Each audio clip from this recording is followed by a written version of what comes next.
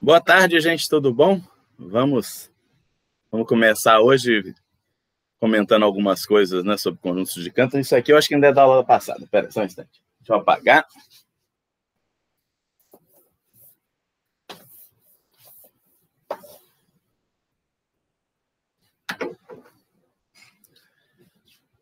Seria bom, eu acho que eu vou dar uns 3 minutos para ver se aparece alguma dúvida sobre essa aula, que é a aula sobre crescimento de funções, né? Então a gente, por exemplo, mostra que derivada positiva, digamos, mesmo derivada lateral, né? Você tem uma derivada lateral à direita positiva, isso implica que para valores um pouco à direita do ponto, o valor da função é maior do que o valor no ponto. Então, por exemplo, se uma das coisas que a gente provou, né, foi que se f' à direita, por exemplo, de A é positivo, então existe delta maior que zero, tal que se x está em A mais delta, interseção o domínio da função, né? Então, f de x é maior que f de A. E tem enunciados análogos para a derivada lateral negativa, né? Derivada à direita e para derivadas à esquerda também. Né? Se a derivada à esquerda do A for positivo, então para x entre A menos delta e A para algum delta positivo, o f de x vai ser menor que f de A. Né? A derivada é positiva, mas para valores de x menores que A, o valor da função vai ser menor. Para valores de x maiores que A, se a derivada à direita for positiva, o valor da função vai ser maior que o valor em A. Isso tem uma série de consequências sobre pontos críticos. Por exemplo, se você tem um ponto de acumulação bilateral em que a função é derivável e o ponto for um ponto de máximo local ou de mínimo local, então necessariamente a derivada é zero. Então eu discuti esse tipo de coisa no início da aula passada, dei alguns exemplos, provei o teorema do valor médio, né? Eu mencionei o teorema do valor médio de Cauchy, acho que eu vou provar hoje o teorema do valor médio de Cauchy, mas de qualquer jeito eu queria ver se alguém tem alguma dúvida inicial, né? Então vou dar uns 3 minutos para ver se aparece alguma proposta para discutir algum tópico específico, senão eu vou fazer algumas coisas que eu não fiz na aula, mas são relacionadas, são interessantes. Né? Dá uns 3 minutos, então vamos.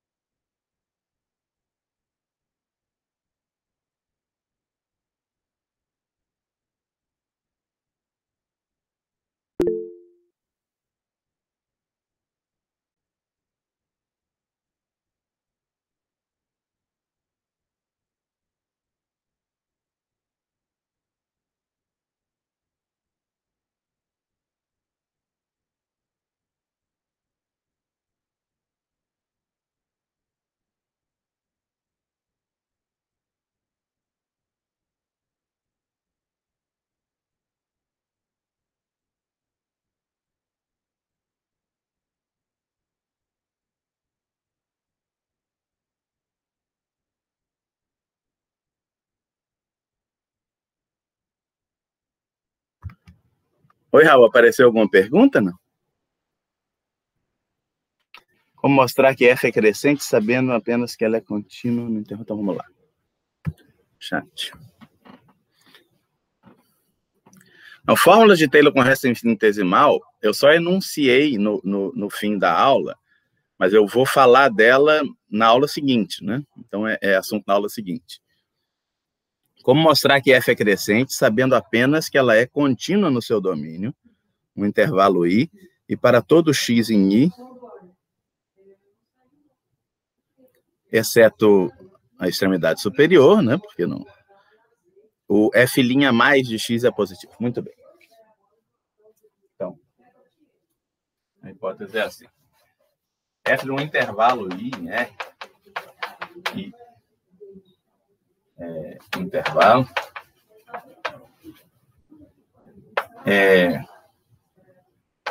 e a hipótese é que f' mais de x é positiva para qualquer x, não é?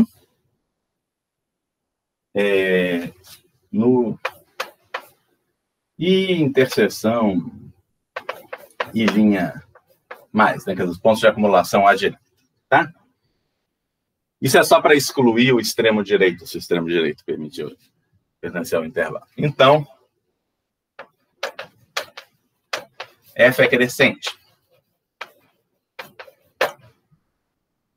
Muito bem.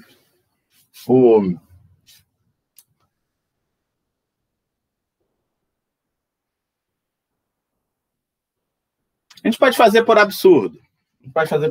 Né?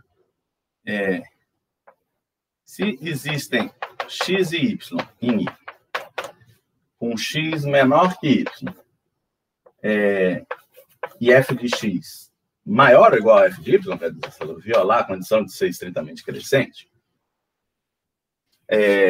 a gente vai querer chegar numa contradição. Quer dizer, vai querer mostrar que existe um ponto entre x e y onde a derivada à direita é menor ou igual a zero. Né? Muito bem, como que a gente faz isso?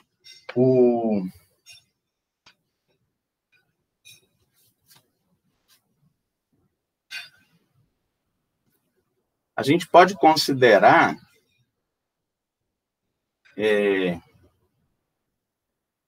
um ponto, né? Tome um ponto C no intervalo XY, né? Com C diferente de Y, tal que f de C é máximo nesse intervalo. F de C é maior ou igual a f de Z para qualquer Z no intervalo XY. Sempre existe. Toda função contínua a gente está supondo que f é contínua, né?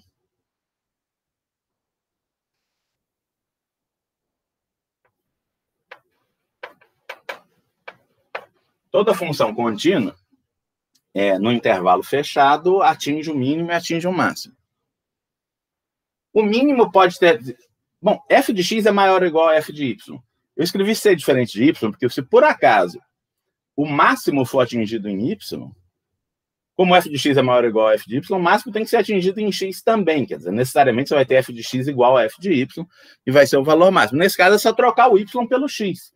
Se o máximo tiver atingido em y, você troca o y pelo x, o máximo vai estar atingido em x também, né? Porque f de x é maior ou igual a f de y. Né? O único jeito do máximo poder ser atingido em y é se o f de x for igual ao f de y e eles forem o valor máximo da função nesse intervalo. Mas nesse caso, você troca o y pelo x. Então, você sempre pode escolher um c nesse intervalo diferente de y, onde a função atinge o máximo nesse intervalo. Né? Mas se você tem um ponto em que a função atinge o máximo, e como c é diferente de x, né, você usa o teorema que eu provei no início da aula, como o máximo está... Esse mesmo teorema, né, implica que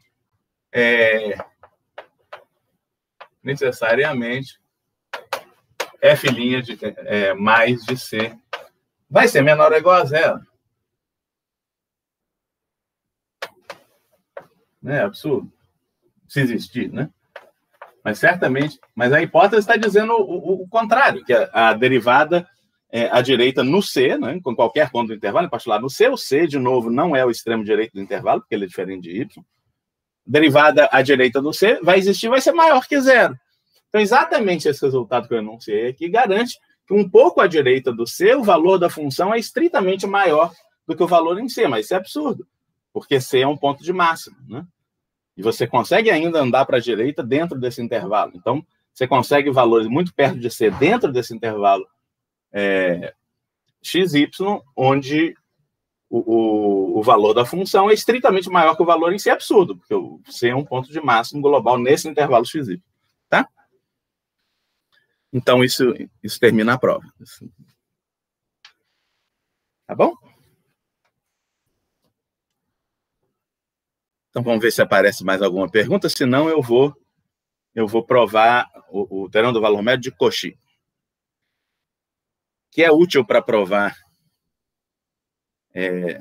outras versões da regra de L'Hopital, né? Então, eu vou provar uma das versões que eu anunciei na aula passada da regra de L'Hopital. Mas, de novo, vou dar uns minutos.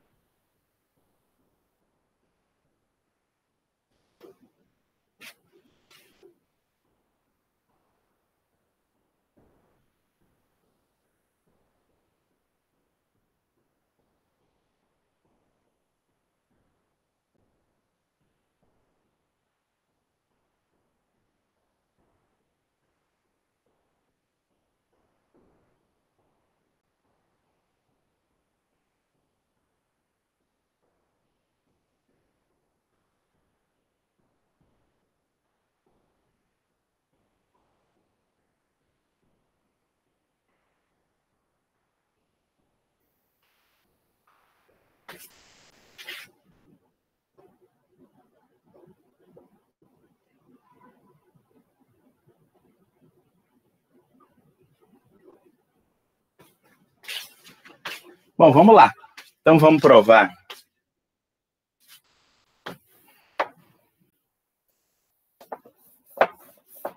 o teorema de valor médio de Cauchy.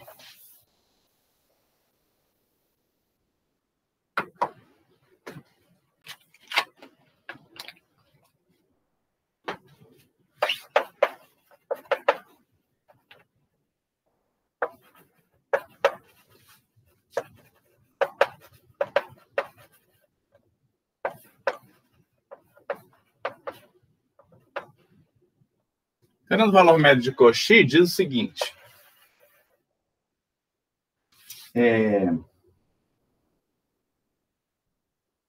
Se você tem duas funções definidas no intervalo AB, contínuas,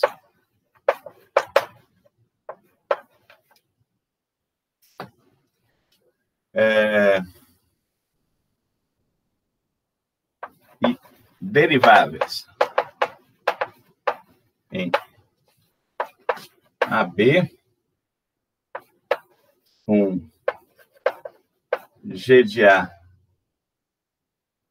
Bom, então, existe C em AB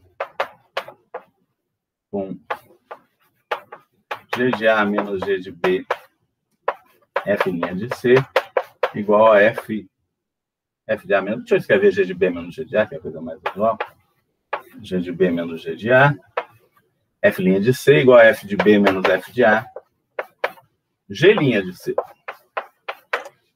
Em particular, se G de A for diferente de G de B, quer dizer, se isso aqui não for zero, você pode dividir tudo por...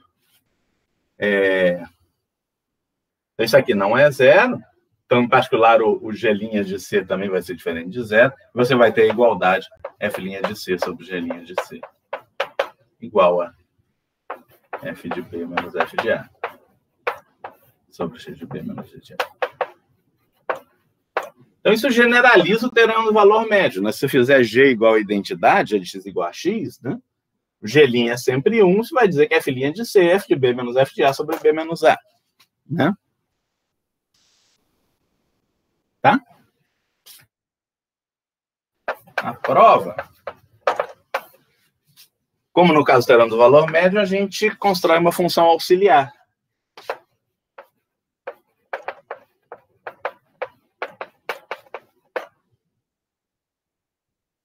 Dada por quem vai ser H de X, vai ser G de B menos G de A. F de X menos F de B menos F de A. G de X. E o que acontece é que H de B é igual a H de A, né? Se estiverem em dúvida, você pode escrever de um lado H de B, do outro H de A, né? Passar os termos que tem, né, esse G de B e o G de A para lá, e os termos com F de B e F de A para cá, vai ficar uma coisa do tipo... Aqui vai ter G de B menos G de A, F de B, lá tem G de B menos G de A, F de A. Então, se você diminuir os dois, você vai ter isso aqui.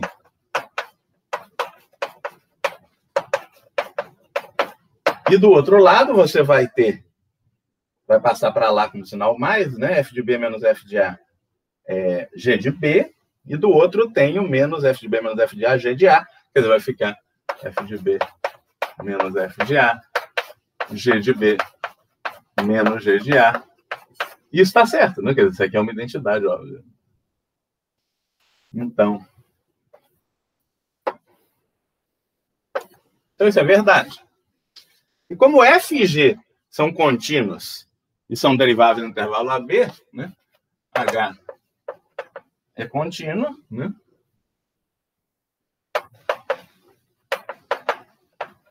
Em AB e derivável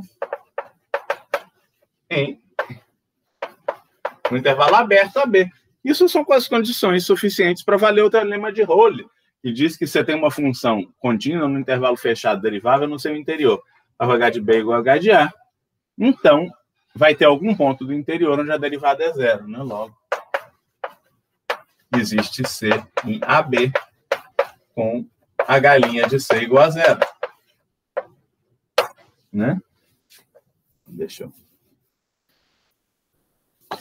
apagar aqui. Agora, né? Mas H' de C, só derivar isso aqui, né? G de B menos G de A, F' de C menos F de B menos F de A, G' de C. E acabou a prova, né? Então isso aqui é zero.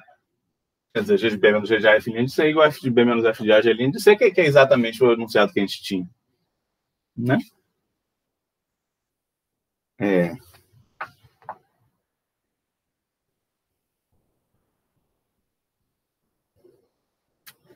Desculpa, eu falei que dá para concluir que G' de C é diferente de zero. Quer dizer, só se isso aqui não for zero, isso aqui também não for zero, né? Porque se isso não for zero e isso for zero, você garante um C tal que... Você poderia ter um C tal que G' de C é zero, né?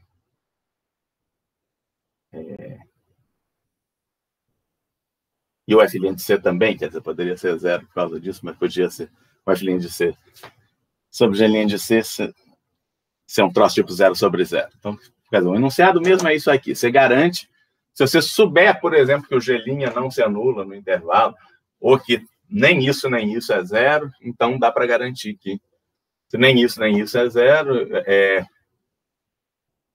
não, mas mesmo assim, né, o F' de C e o G' de C podem ser 0. Não, então, você só pode escrever F' de C sobre G' de C se você tiver certeza que o G' de C não é 0. Mas se não, o enunciado era o enunciado original. Muito bem.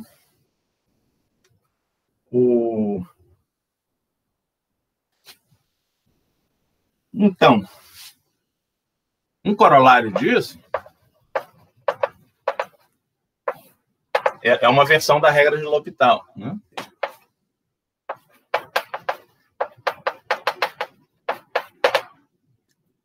Diz que se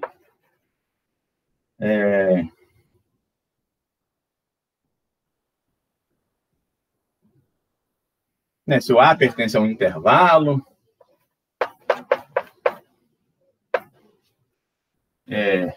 F é derivável em I, F e G são deriváveis em I, perdão, F e G deriváveis em I, com F de A igual a G de A igual a 0,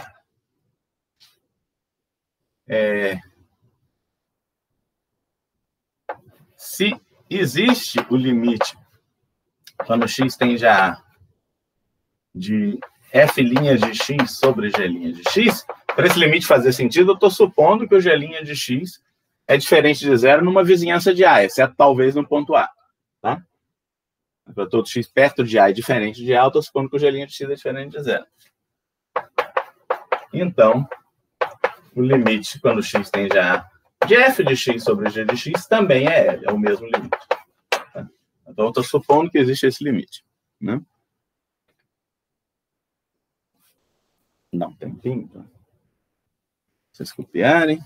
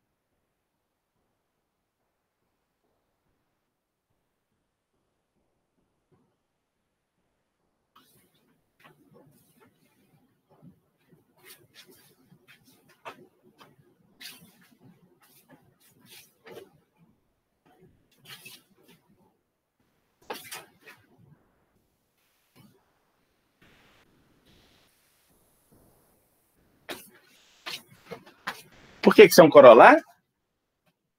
Deixa eu...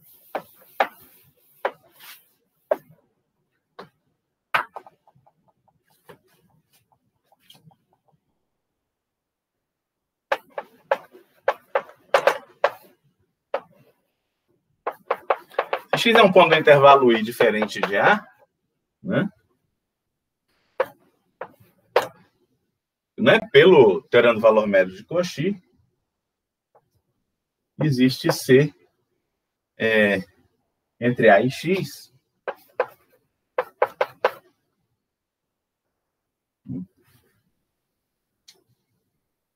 Quer dizer, aqui eu estou supondo que X é maior que A, né?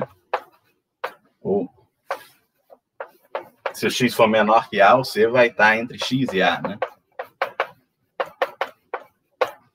Tal que F de X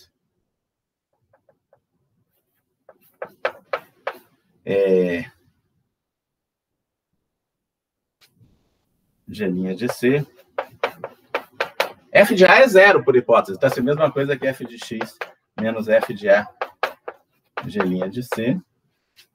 Isso é igual a g de x menos g de A f' de C, que é g de x f' de C. Então, se x está perto de A, f' de C sobre g' de C vai fazer sentido, porque isso aqui faz sentido para todo x perto de A, por hipótese, né? Isso daqui vai ser igual a f de x sobre g de x. Né? E acabou. Né? Porque f de x sobre g de x, para x perto de A, vai ser da forma f' de C sobre g' de C, onde C está ainda mais perto de A. O C está entre A e x, né? Ou entre x e A, dependendo da ordem deles. A distância do C ao A é ainda menor que a distância do x ao A, que já era pequena. Então, quando o x tende a A, o C também tende a A, né? O C, se quiser, depende de x. Eu podia escrever CX, talvez, se vocês quiserem ser mais precisos, não? Mas CX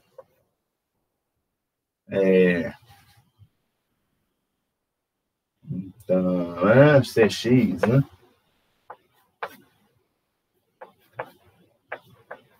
Então, quando o x tende a A, o CX também tende a A, e o f' de CX sobre g' de CX vai tender a L, por hipótese, porque f' de x sobre g' de x tende a L quando x tende a A. Portanto, f de x sobre g de x também tende a L. Então, a consequência. Vou deixar vocês anotarem.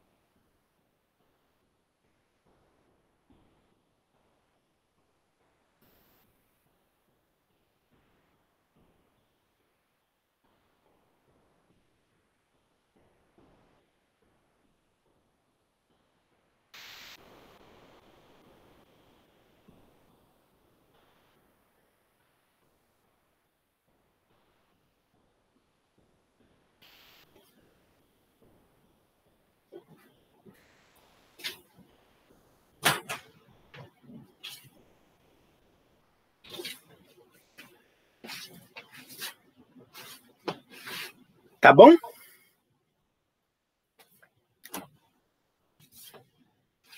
Eu acho que eu vou agora...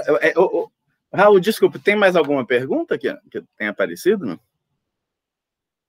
Dá um tempinho, talvez?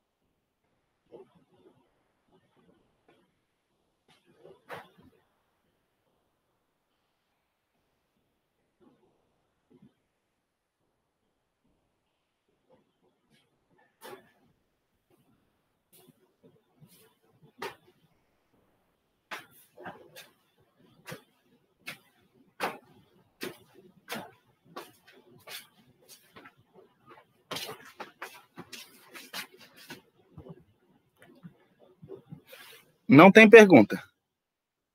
A câmera está cortando a última linha? Opa!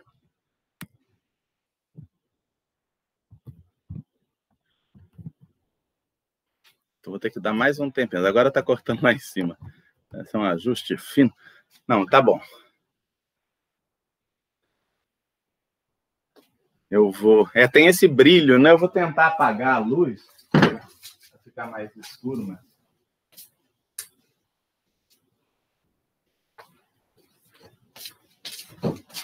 Deixa eu ver se melhorou. Acho que melhorou, mas vou dar um tempinho. Tá dando reflexo em cima, eu sei. Eu vou tentar apagar.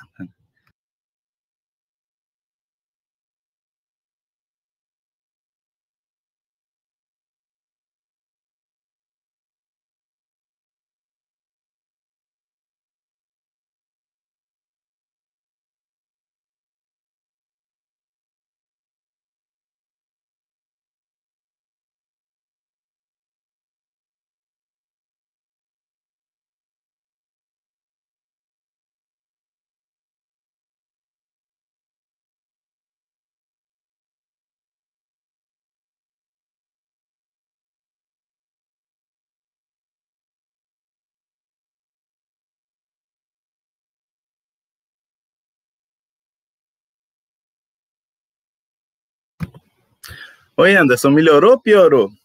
Porque tava dando reflexo em cima, eu desliguei. A luz que bate em cima eu desliguei, mas acho que agora ficou meio escuro, né? Eu tentei abrir a janela, não sei se dá para ler. O que você acha? É melhor? Ficou muito escuro. Pois é, não tem jeito. É o negócio do cobertor curto. Eu vou ter que ligar a luz, vou tentar escrever mais embaixo para... Vou tentar escrever... Melhor acender a luz do... Melhor acender a luz, pois é.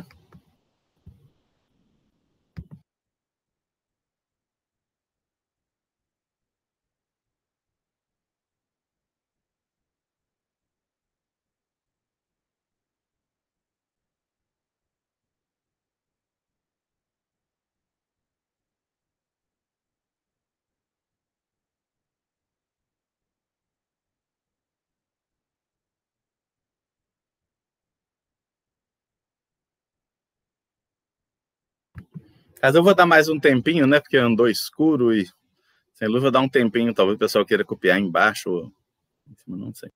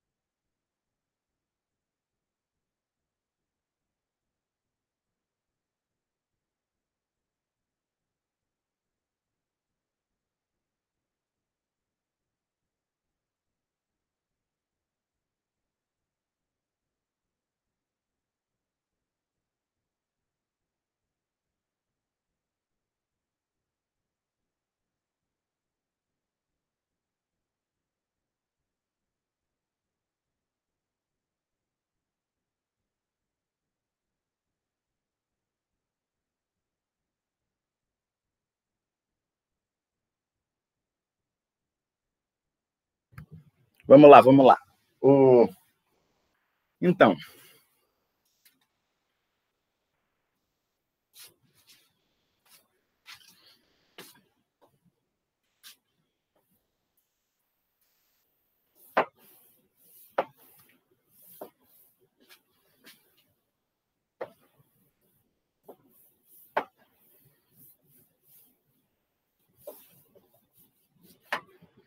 eu passei um exercício que era o seguinte: eu defini uma função do conjunto de Cantor, o conjunto de Cantor, né?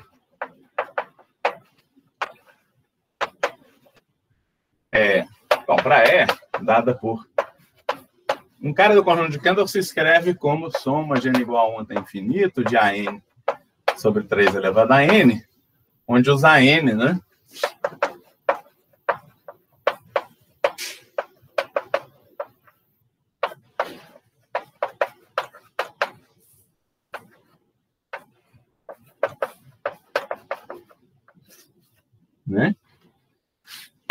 E eu trocava 3 por 4, né? Soma de AN sobre 4 elevado a N.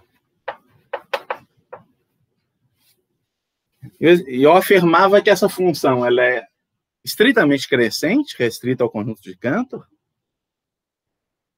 Então, F estritamente crescente, portanto, não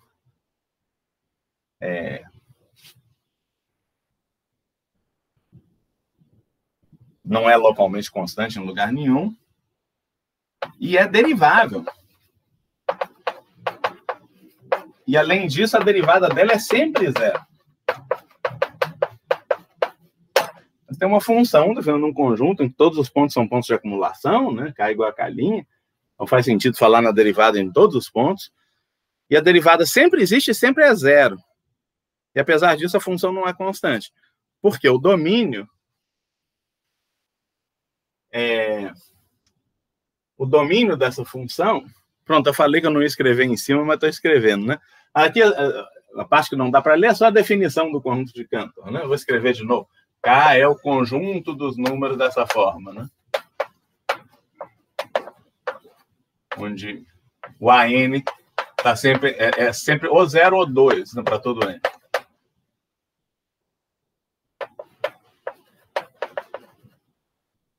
Tá? Eu só escrevi essa definição do conjunto de Cantor.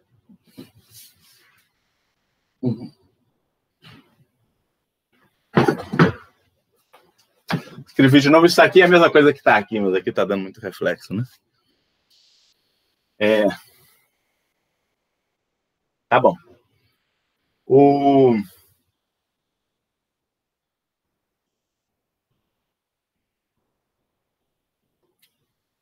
Como é que a gente prova isso? Coisa mais delicada. Por que a derivada é zero sempre, né? Vamos olhar, vamos entender o que são as razões incrementais. É uma coisa tipo f de x menos f de y sobre y menos x com x e y em k. O que eu quero mostrar é que se y menos x é muito pequeno, essa razão vai ser muito pequena em modo, né?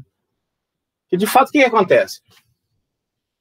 Sempre existe um n natural, tal que 1 sobre 3 elevado a n mais 1 é menor que a distância do x ao y.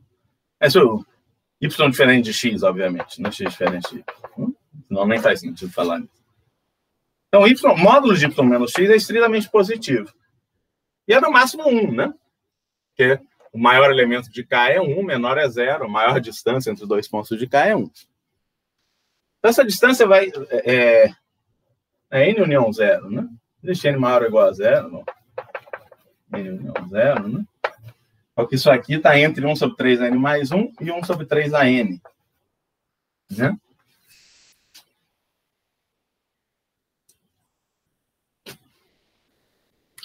Mas se a distância entre y e x é menor ou igual a 1 sobre 3an, isso significa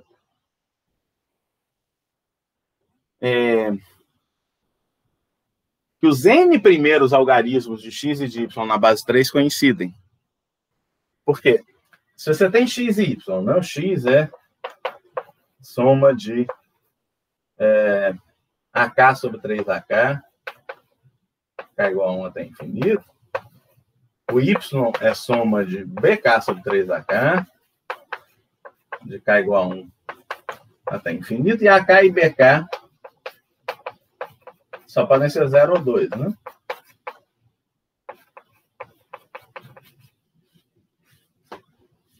Suponha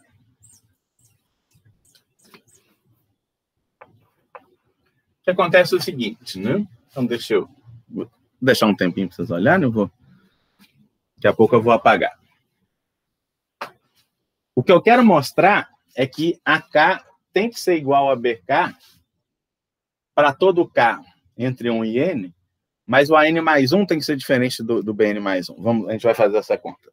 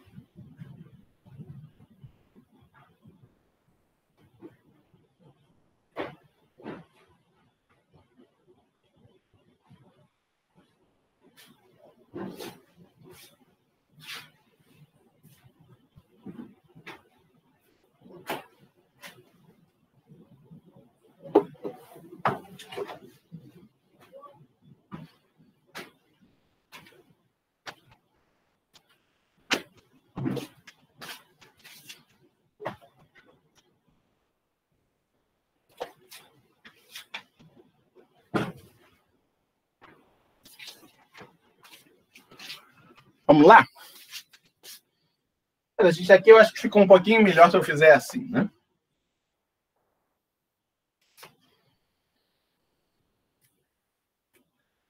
Só não vai dar certo se o x for 0 e o y for 1. Mas eu estou interessado nessas razões. Quando o x está perto de y, eu posso supor que o módulo de x menos y é menor que 1, não tem nenhuma perda de generalidade nisso. Por que eu mudei isso? Porque se tiver o 1/3 e o 2/3, eles estão no conjunto de Cantor, mas são em intervalos diferentes da primeira etapa. A distância deles é exatamente 1/3. Por outro lado, se a distância de 2 pontos for menor que 1/3, eles têm que estar no mesmo intervalo da primeira etapa, quer dizer, ou ambos em 0, 1/3, ou ambos em 2/3, 1. Nós vamos provar isso. Então, deixa eu apagar isso aqui. A gente já sabe o que a gente está falando.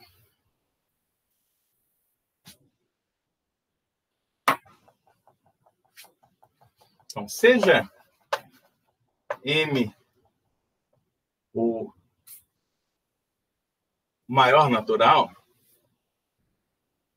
né? Ou o único natural, né? Tal que AJ é igual a BJ para todo J entre 1 e N, e AJ mais 1 é diferente de BJ mais 1. Tá? Então, o módulo de y menos x é menor ou igual, de novo, os m primeiros caras coincidem, né? Então, quando você diminuir, vai zerar o A1 sobre 3 menos B1 sobre 3, o A2 sobre 9 menos B2 sobre 9, até o AM sobre 3 elevado a M é igual ao BM sobre 3 elevado a N. Quando você diminuir, vai dar zero. Então, começa a dar diferença, né, no termo M mais 1. A diferença de dois caras, AK e BK, é no máximo 2 em módulo, né?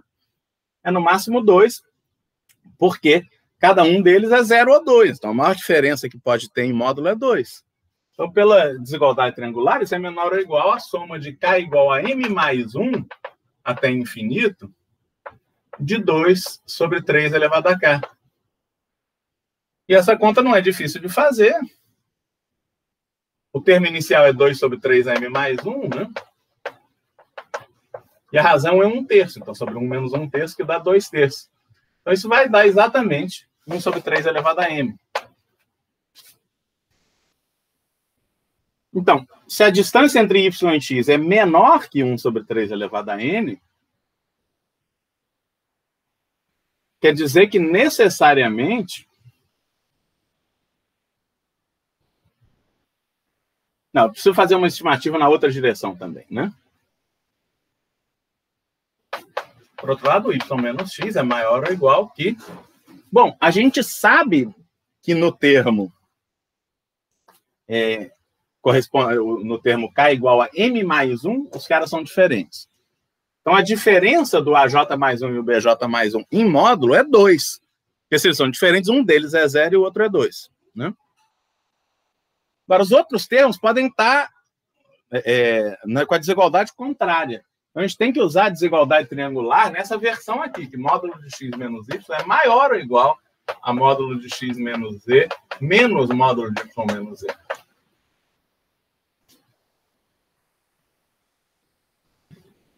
É desigualdade triangular do mesmo jeito. X menos z, você pode escrever como x menos y mais y menos z. Então, módulo de x menos z é menor ou igual a módulo de x menos y mais módulo de y menos z. É só outro jeito de escrever a desigualdade, mas esse jeito de escrever é útil quando você quer estimar uma coisa por baixo. Você sabe que o x menos z não é tão pequeno assim, você estima por baixo por uma coisa positiva, e isso aqui, por outro lado, vai ser muito menor em algumas situações. Então, essa diferença ainda dá uma estimativa não trivial. O que acontece aqui? Quem vai ser o Z? Quer dizer, na verdade, eu tenho o x menos y, né? Eu nem precisava escrever isso assim, né? Quer dizer, eu posso escrever também x mais y. Deixa eu escrever do jeito mais simples, né? X... menos y é maior ou igual a módulo de x menos módulo de y. É o jeito mais geral de fazer isso. Porque x é x menos y mais y, né? Então, módulo de x é menor ou igual a módulo de x menos y mais módulo de y. Não é a mesma coisa? Quem que vai ser o meu x aqui? O x vai ser a diferença dos termos correspondentes a m mais 1. Aqui, perdão, eu escrevi besteira, ninguém me corrigiu. Aqui é m mais 1. Para todo J entre 1 e M eles são iguais, mas para o M mais 1 eles são diferentes. É o primeiro cara que eles são diferentes, tá? Agora, o Y menos X, então, né, por essa conta, é maior ou igual que o módulo da diferença dos termos correspondentes a M mais 1, que eu sei exatamente quanto é que vai dar, é 2 sobre 3 a M mais 1. Né? E agora eu tenho que fazer menos o módulo da diferença de todos os termos depois desse, quer dizer, todos os termos a partir do M mais 2. E aí, no pior dos casos, a diferença dos coeficientes vai ser sempre 2 em módulo. Então, eu posso botar aqui menos soma de 2 sobre 3 a K, de K igual a M mais 2 até infinito. Deixa eu apagar aqui embaixo. Tá?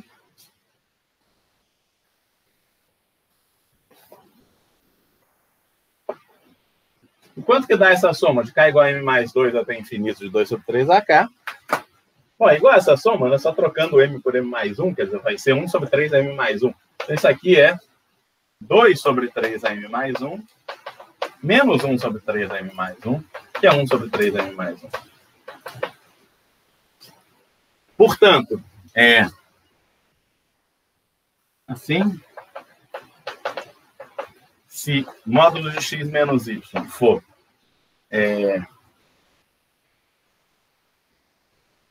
satisfizer aquele negócio, né? Quer dizer, 1 sobre 3an mais 1 menor ou igual a módulo de x menos y. Menor que 1 sobre 3an, né? Então, né, x é soma de AK sobre 3AK. Y é soma de BK sobre 3AK, né?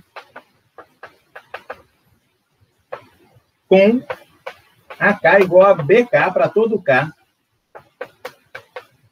entre 1 e N. Porque se o primeiro cara que eles ficam diferentes vier antes do N, né? O cara mais 1, quer dizer, esse M, que é o primeiro cara, quer dizer, que até M eles ficam iguais, o primeiro cara que eles ficam diferentes é o M mais 1, né? Se o M mais 1 for menor ou igual a N, né? A diferença dos caras seria pelo menos 1 sobre 3m mais 1, que seria pelo menos 1 sobre 3 elevado a n. Mas a diferença eu estou supondo que é estritamente menor que 1 sobre 3 elevado a n. Né? Então, não dá. Então, eles têm que coincidir até o n. Eles vão ficar diferentes, provavelmente, no m mais 1 ou no m mais 2, por causa dessas estimativas, né? Porque se o primeiro cara que eles ficam diferentes é o n mais 1, a distância deles vai ser no mínimo 1 sobre 3n mais 1. E no máximo 1 sobre 3 elevado a n. Agora, pode acontecer desse primeiro cara que eles são diferentes ser o n mais 2. Que aí dá para garantir que a distância deles é, no máximo, 1 sobre 3 a n mais 1, né? Por causa disso. E poderia ser exatamente 1 sobre 3 a n mais 1, do jeito que eu escrevi a desigualdade. Mas não importa. Certamente isso aqui é verdade. O que a gente sabe dizer, então? Isso vai ser suficiente para a gente, tá? Vou deixar um tempinho para vocês copiarem. A gente está perto de acabar.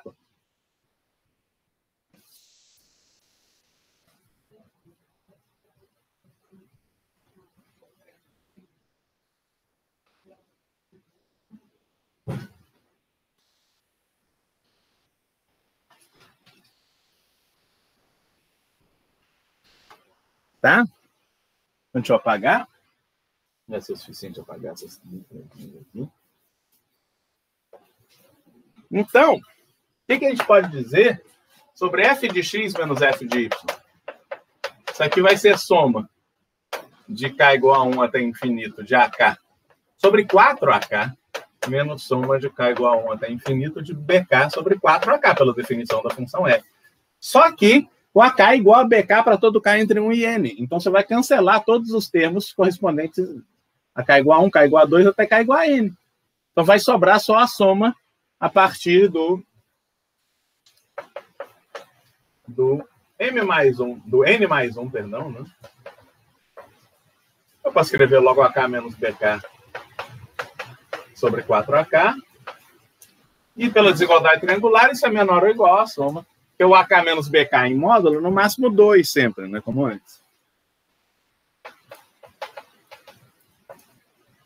2 sobre 4AK. Né? Que é 2 sobre 4n mais 1, dividido por 1 menos a razão, que é 1 menos 1 quarto agora. É dividido por 3 quartos. Ou seja, isso aqui vezes 4 terços, vai cortar um 4 com 4 aqui, vai ficar 4n embaixo, e vai ficar um 3 lá embaixo. Então, isso assim vai ser 2 sobre 3 vezes 4n. Né? Vai dar isso.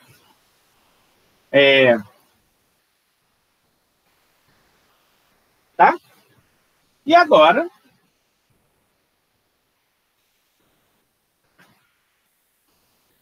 é só observar aqui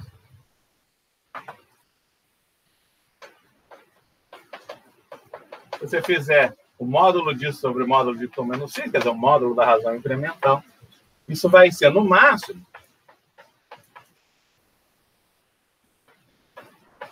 sobre a distância entre y e x é no mínimo 1 sobre 3n mais 1.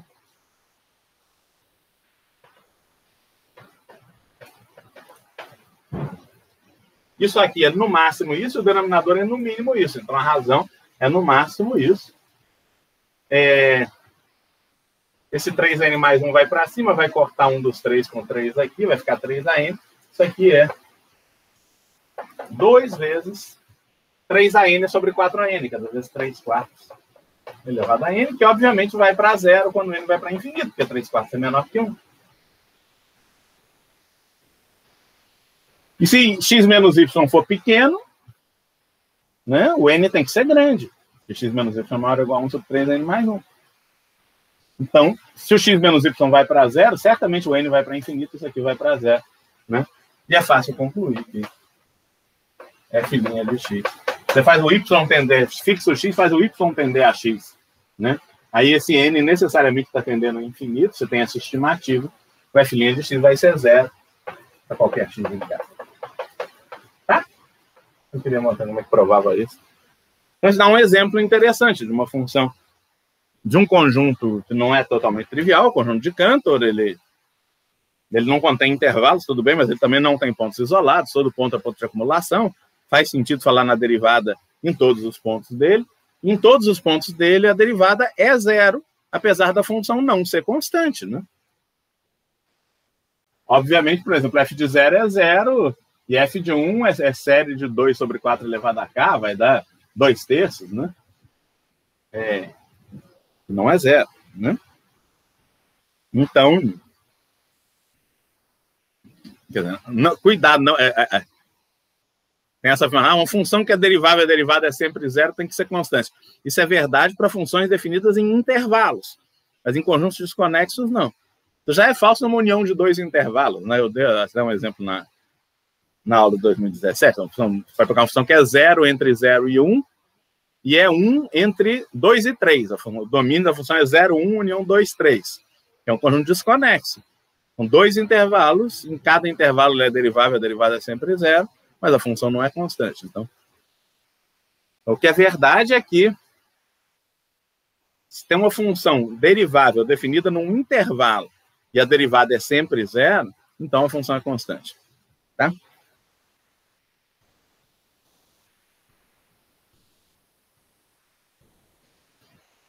Está pedindo para eu fazer um exercício.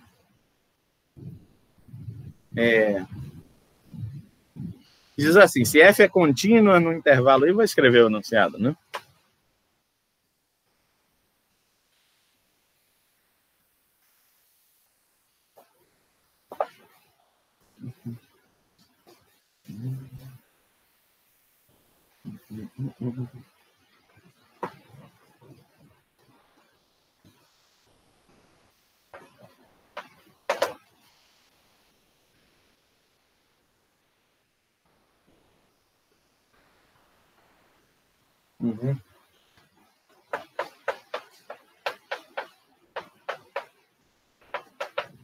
F é contínua num ponto A, que pertence ao interior de I. Eu não estou nem expondo que a função é contínua em todos. É contínua nesse ponto A, que está no interior de I. E para quaisquer sequências, xk e yk, com xk menor que A menor que yk, né?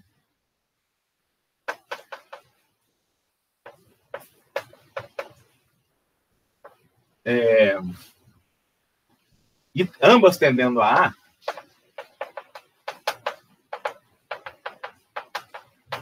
existe esse limite, e o limite é a mesma coisa.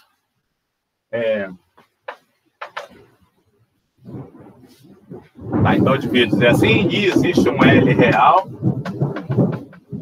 tal que para quaisquer sequências, o limite, né, quando k tende a infinito, de f de yk menos f de xk sobre yk menos xk é sempre L. O exercício pede para concluir que f é derivável em A. Então, e a derivada é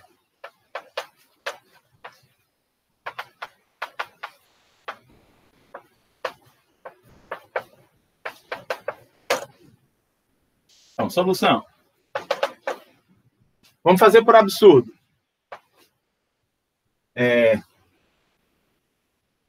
Bom, primeiro eu vou lembrar a caracterização de derivada, que segue da caracterização de limite, né? Isso é equivalente a dizer que para qualquer sequência xk com limite de xk igual a A, limite de f de xk menos f de A sobre xk menos A. Se eu provar isso, provei, né? Basta provar isso para alguma sequência. Então, suponha que não, que isso não seja verdade. Então, se for falso, a gente nega a definição de limite. Então, tem que existir um epsilon positivo, e existir uma sequência xk, né, de pontos no domínio da função, mas diferentes de A, tendendo a A,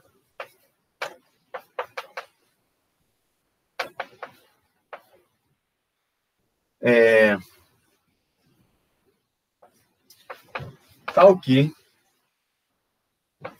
essa diferença, f de xk menos f de A sobre xk menos A, está sempre longe de L. Está uma distância maior ou igual a epsilon de L. Tá? Para todo K.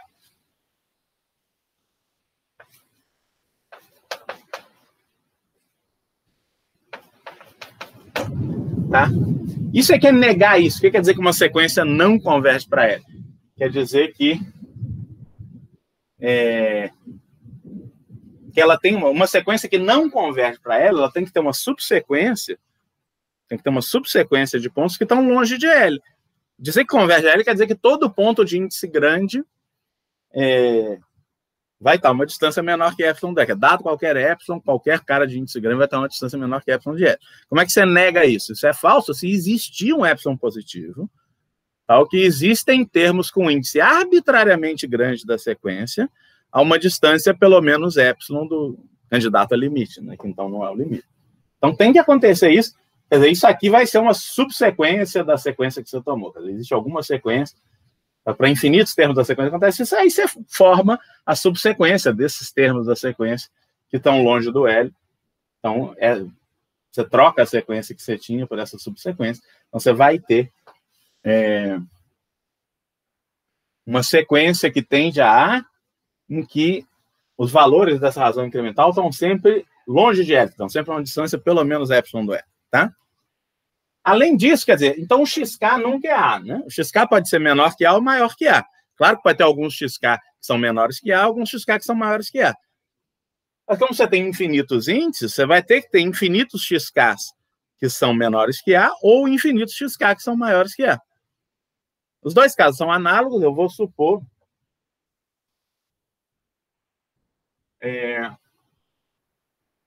então, podemos supor, deixa eu apagar aqui, está anunciado também. Podemos supor,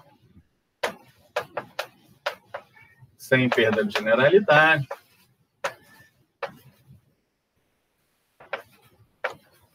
que xk é menor que A para infinitos valores de K, né?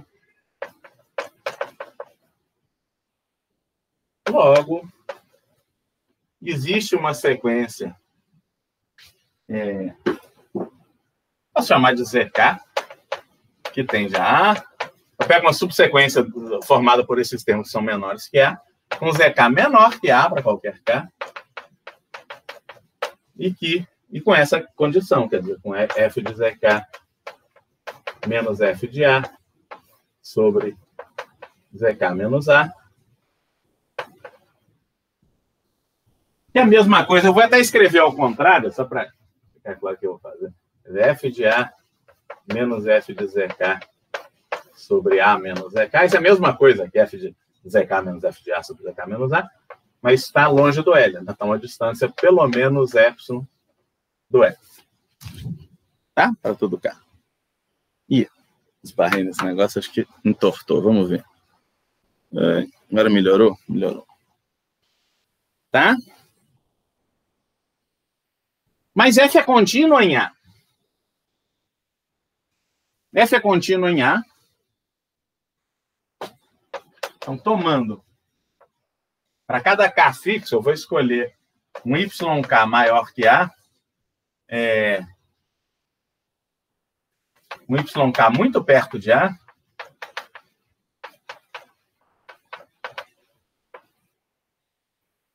Né? Com YK menos A pequeno, né?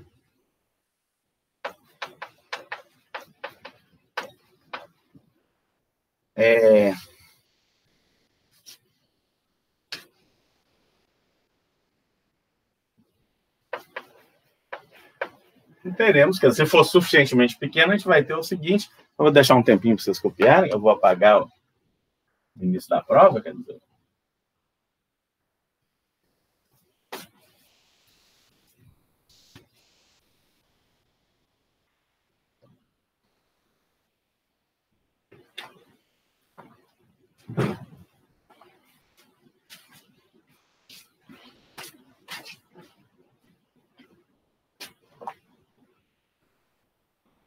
Tá, vou apagar.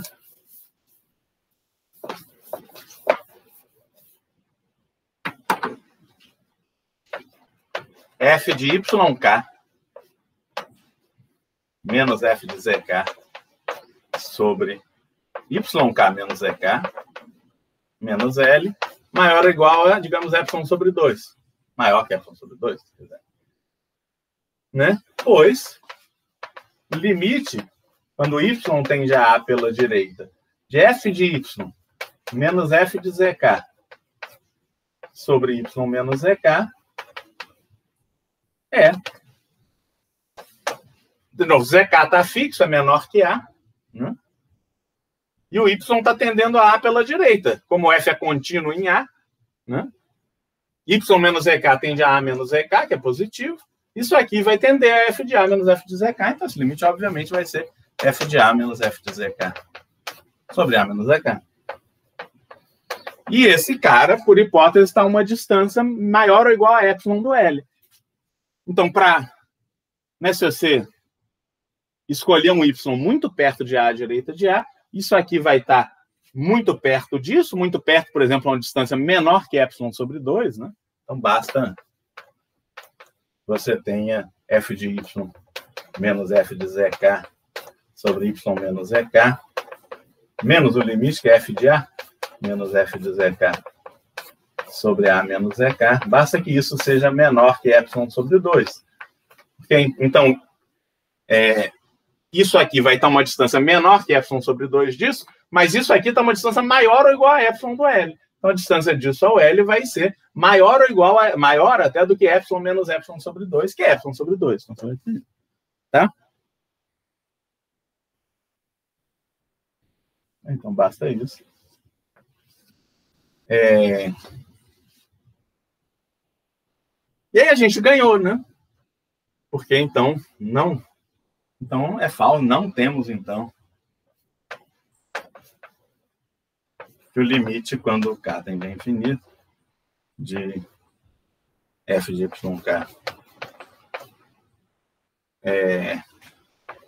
pequeno. Pequeno eu posso forçar que tenda a zero, quer dizer, em particular, menor que 1 sobre K em particular.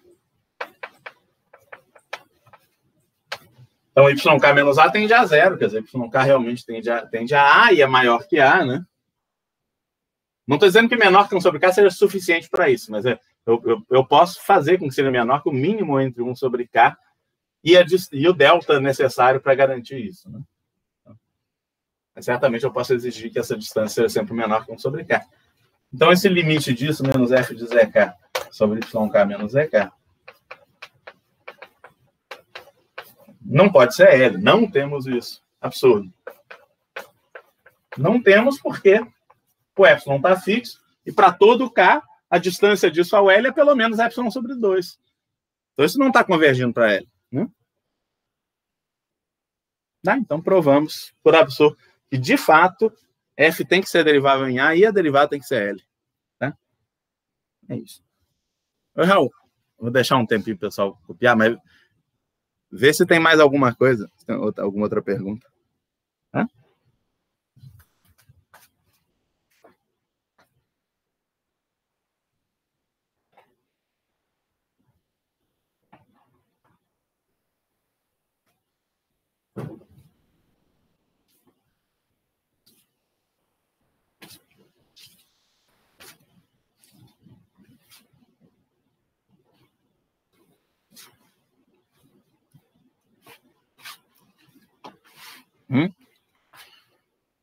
Hein, Raul? Não tem nada, não?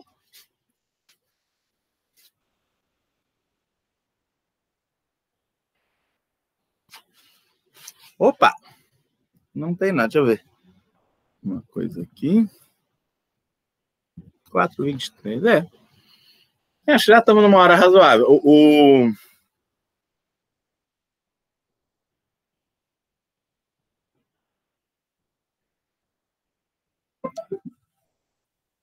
Ah, apareceu. Pergunta em inglês, olha.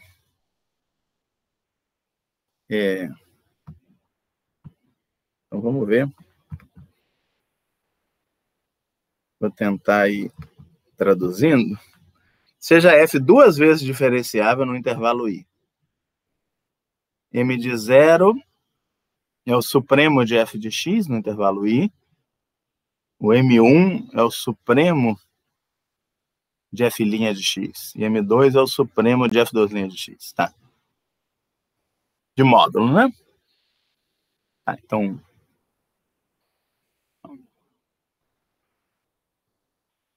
Se i é menos a,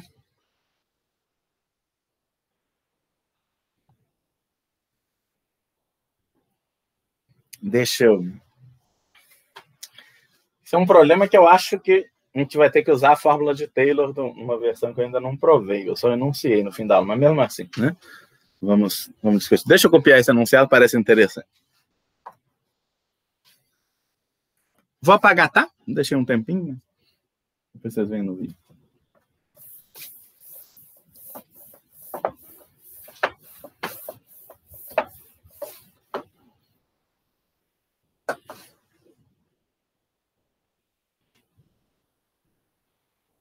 Tá. Deixa eu falar logo f de menos a em R 2 vezes derivado.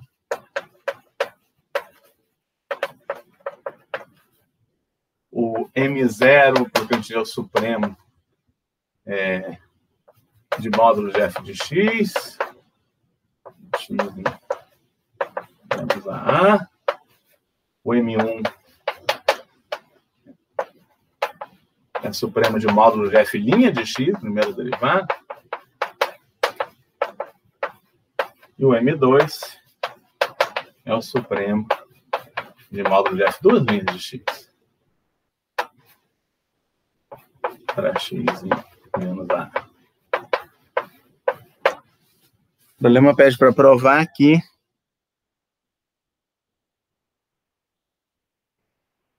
eu entendi para qualquer x e menos a, módulo de f' de x é menor ou igual a M0 sobre a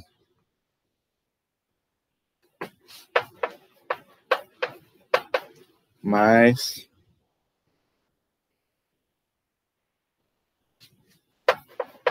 x2 mais a2 M2 sobre 2a. Acho que é isso, né? É isso. Pensar um pouquinho. Não lembro de ter visto exatamente esse enunciado. Vamos ver assim.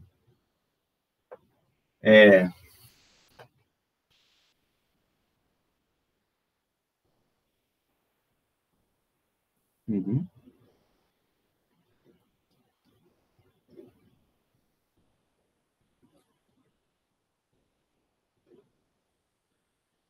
Uhum.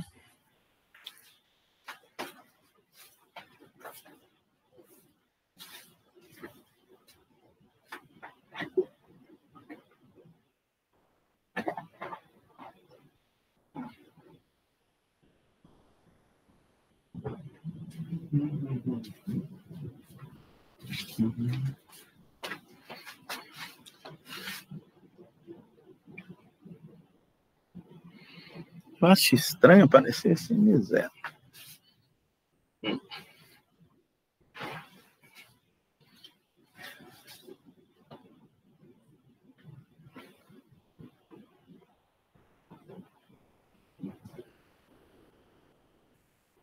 Tá. 2A.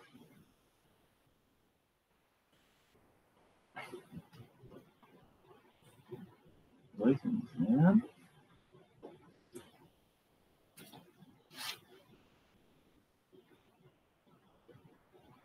Uhum.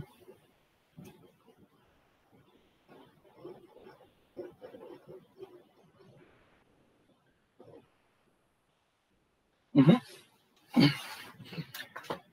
Eu tenho uma ideia que é o seguinte, que é usar a fórmula de Taylor com o resto de Lagrange. O que ela diz? Que você tem uma função derivável, para quaisquer x e y nesse intervalo, você vai ter f de y menos f de x, vai ser igual a f' de x vezes y menos x,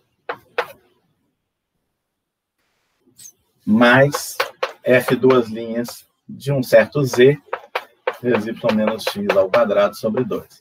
Para algum z, entre x e y, né? Ou yx, né? Quer dizer, eu não sei se o y é maior que x ou menor que x, então vou escrever assim, tá? Para algum z entre y e x. Essa é a fórmula de Taylor com o resto de Lagrange, de ordem 2, quer dizer. Você tem a derivada, é uma generalização do teorema do valor médio, né? E eu vou provar isso no início da próxima aula, mas eu vou usar esse resultado, tá? Vou usar esse fato. Suponha que para algum x isso seja falso. Quer dizer, que o f' de x seja grande, seja maior que isso, né? E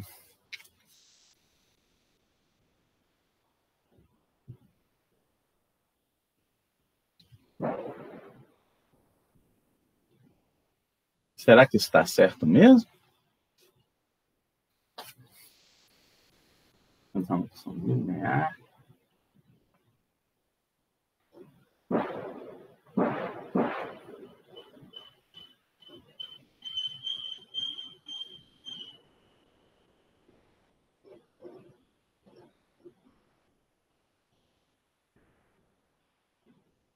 Uhum.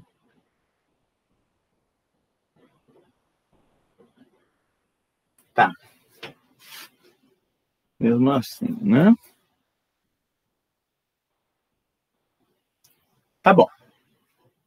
Então, vamos usar isso para ver quem são, que estimativa a gente tem. Então, suponha... Então, um corolário disso, né?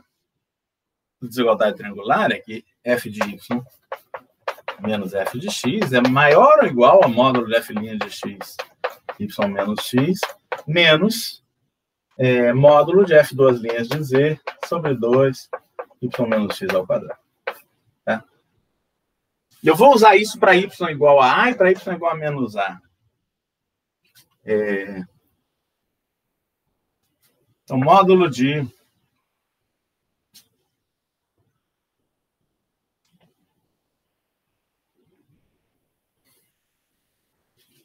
Eu vou fazer isso.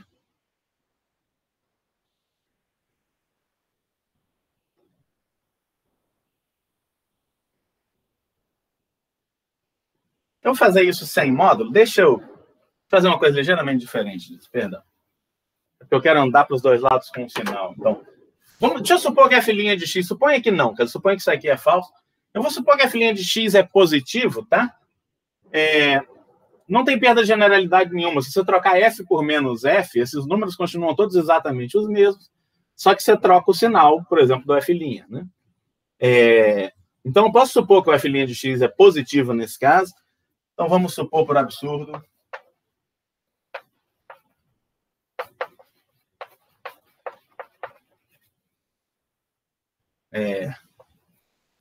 que f' de x é maior do que isso, sem módulo. F' de x é positivo, em particular, e é maior que m0 sobre A mais x2 mais A2 M2 sobre 2A. Tá? Bom, isso aqui é só o enunciado, vocês já devem ter visto. Vou apagar. É fácil de lembrar, M0 e M2 são os supremos de módulo de F, módulo de F', módulo de F duas linhas. Eu vou usar essa desigualdade para y igual a y igual a menos A. F de A menos F de X vai ser maior, porque o A menos X é positivo, né? O X está entre menos A e A. Vai ser maior que M0 sobre A mais X2 mais A2, M2 sobre 2A. Ainda não tenho certeza que vai dar certo, não, mas eu acho que vai dar alguma coisa. Vezes A menos X. Bom, isso aqui eu não sei o sinal do F duas linhas, ele pode estar ao contrário, então eu vou fazer. Isso aqui vai ser pelo menos isso, isso aqui vai ser pelo menos isso, vai ser maior que isso, na verdade. E isso aqui... Opa. E isso aqui vai ser... Eu vou botar com sinal menos, né, que o pior caso, o F duas linhas em módulo é no máximo M2. Então, o pior caso é se ele for menos M2. O menos M2... O y menos x é no máximo A menos x, obviamente, né? Porque o y está entre x e A, né? A menos x ao quadrado, tudo ao quadrado, sobre 2. E o f de x menos f de menos A, né? Se você quiser o... eu vou trocar o sinal, f de x menos f de menos A, né? Porque o menos A menos x é negativo, né? Então, esse termo é negativo. Se eu troco o sinal, ele vai ficar positivo. Vai ficar A menos X de novo. Perdão, vai ser A mais X, né? Vai ser A mais X, o F' é pelo menos isso.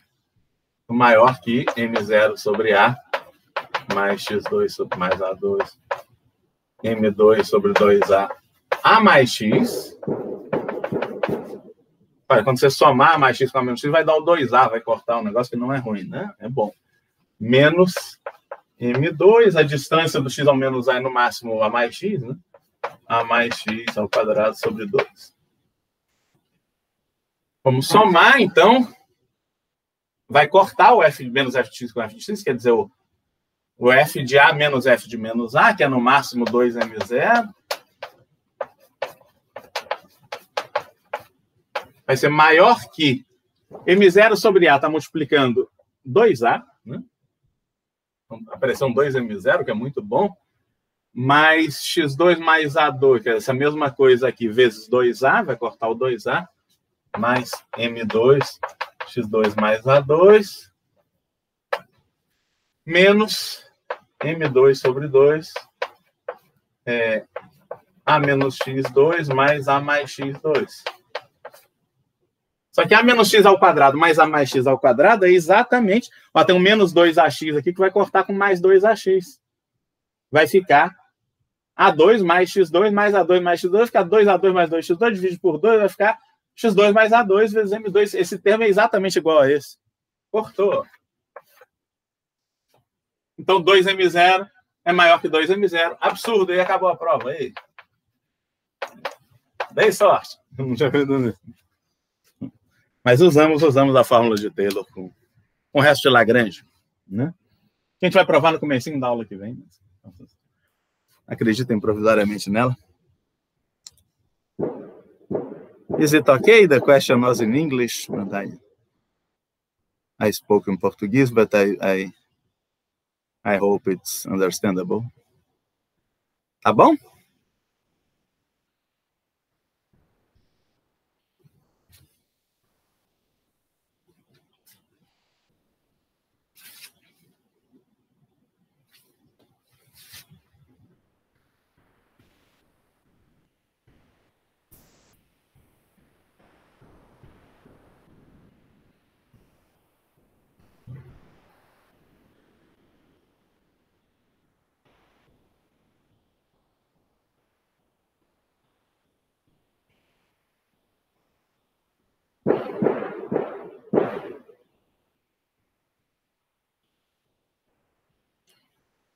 Tá bom. E tem mais alguma, Raul?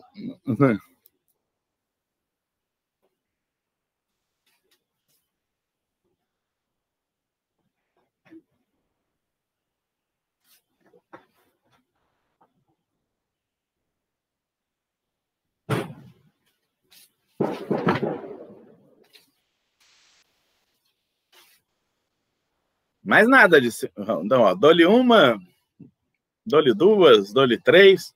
Tem um delayzinho, né? Então, eu dou-lhe uma, dou-lhe duas, dou-lhe três, dou mais um minuto para a gente ver. Deixa eu olhar aqui. 39.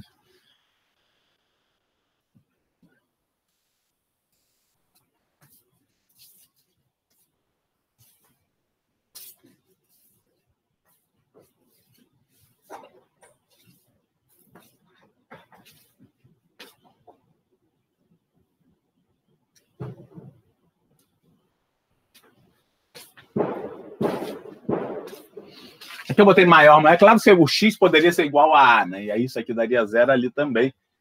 Mas pelo menos uma dessas desigualdades é estrita, né? O X não pode ser A e menos A ao mesmo tempo, né? Então, se tiver igualdade em alguns dos lados, é porque o X igual a A ou o X igual a menos A, mas nesse caso a outra desigualdade é estrita. E quando você soma, fica estrita mesmo e tem a mesma contradição, né? Oi, Raul, mais nada mesmo? Nada. Então tá bom, gente. Obrigado, foi um prazer. Voltamos então segunda-feira, né? Eu peço que vocês leiam, que vocês assistam, né? A próxima aula, que, se eu não me engano, é a 14ª, né? A aula do curso de 2017, né? A gente começa a falar de aplicações de como fórmulas de Taylor e acho que um pouco de funções convexas também, né? Método de Newton, vamos falar um pouco dessas coisas. Tá? Bom, muito obrigado.